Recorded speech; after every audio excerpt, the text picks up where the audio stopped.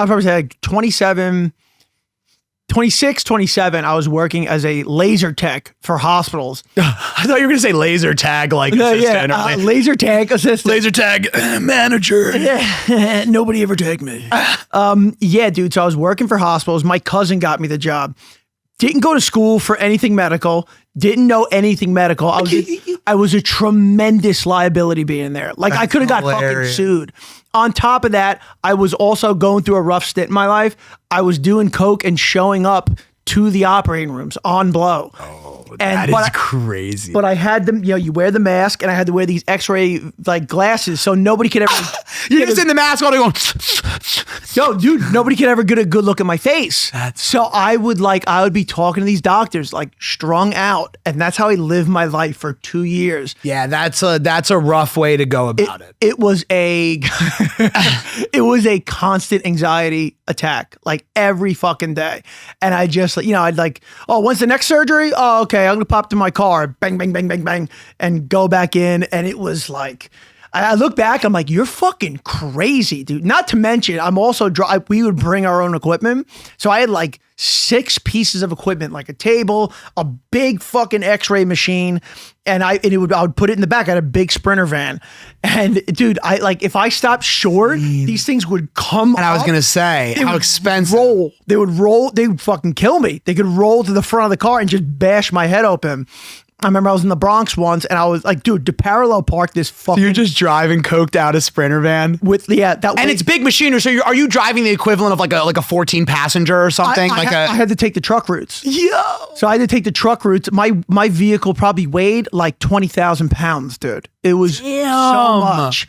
And I remember I was parallel parking this thing in the Bronx and I fucking just hear dum dum, and I like macked this guy's car, and people in the Bronx like, hey, what the fuck? And I was just like, and just peeled off. Get the fuck out of there. I drove like 3 blocks over. I'm so coked up, and I wheel out all the machinery and I wheel it like 5 blocks to the hospital. I'm wheeling it through the Bronx on coke at like 8 in the morning, dude. Holy shit. And you're just tweaking. Tweaking. You're just...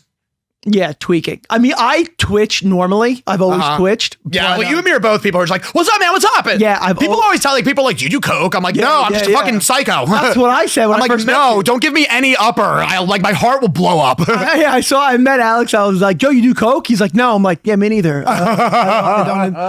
Dude, there was one time, this is the craziest thing I ever saw. I was doing a surgery in Brooklyn, and I pull up. I'm getting the machinery out of the car, and the car's running. The car's open and running because I keep going back and to and from the hospital. Sure.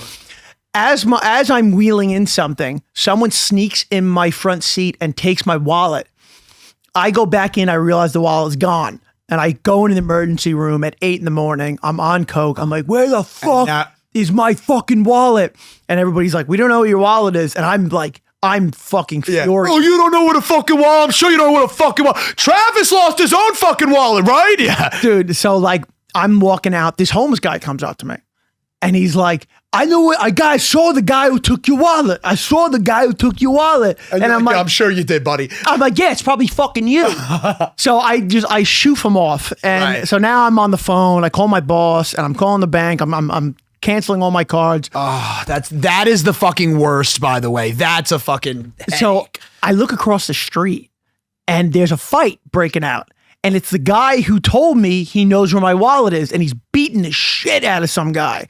And I was just like, dude, he's probably robbing someone else. I should probably go over there and fuck him up so he doesn't do it to anybody else. He go, boom. The guy drops and he, boom, follows up with a right. And the guy is out, yeah. And he goes to his pockets, and then he sees me. He's like waving this thing in the air. I was like, what the fuck is he doing? He starts getting closer, and I was like, that's my fucking wallet. That's my fucking wallet, dude. And what the fuck? He's like, hey man, I told you I knew who it was. Tell me you gave him some cash, dude. I canceled all my cards. I canceled all my fucking cards. Oh my God. Dude, I was on coke at 8 in the morning in Brooklyn. You're never getting that wallet back. No. That's insane. You might be the only guy who's ever... You might be the only guy who has ever been coked out in Brooklyn and found his wallet. Yeah. I think you're the only guy ever. Probably, dude. And I like got on my hands and knees and I thanked him so much. And I was like, brother, I have nothing to give you. I cancel my cards. And that moment, like I do try to help people out that like are in need, because that moment still fucking eats at me to this day, that I could not give him anything. Because that man beat the shit out of somebody in the morning for me. Somebody he doesn't even know. No, that can be devastating. And I still think about that all the fucking time, dude. I really do. And I try to help people out when I can. And, you know, I have a bunch. And yeah, but like that, it just like. That eats at you, right? It does. You're like up at night. You're like, where is this guy? And you know what, Travis? I'm glad that you said this, because Art, why don't we get him in right now? We brought him in! Oh! No, I'm kidding. We are not able to reach him. That was your friend. I was like, we have guests.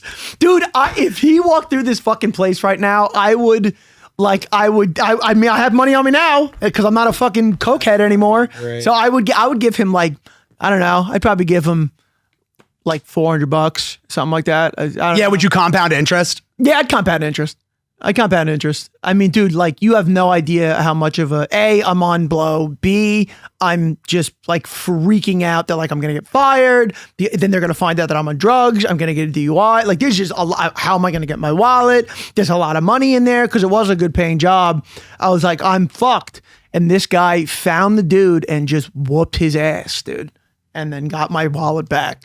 That's fucking crazy. That was one of the craziest things that's ever happened to me. And dude, and you get yourself in those situations because literally like you get comfortable just being like on drugs, like at work, or like going to work and just being like fucked up, or just like not caring about work, and then thinking that you can do it without you are able to do it. You're able to do it, but it's like you think that it's not noticeable or